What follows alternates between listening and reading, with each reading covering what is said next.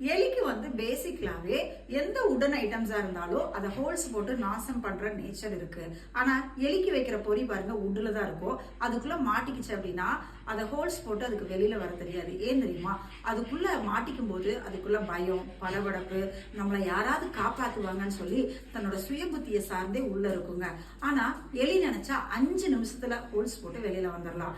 அந்த உள்ள இருக்கும்போது 5 நாள் நீங்க வச்சிருந்தீங்கனாலும் அதை விட்டு வெளியே வர்றதுக்கு ட்ரை பண்ணாது.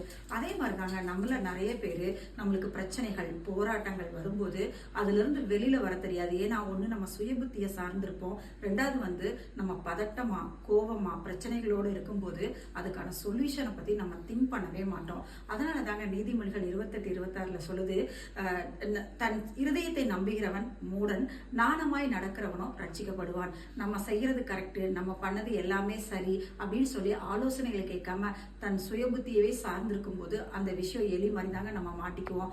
ஆனா நாணமா ஆண்டவருக்கு சார்ந்து கொண்டு அவரோட கற்பனைகளை கை கொண்டு அவருக்கு காத்திருக்கும் போது இந்த எலி பொறியில இருக்கிற மாதிரி இருக்கிற பிரச்சனைகள்ல இருந்து நம்ம ஈஸியா விடுபட முடியுங்க.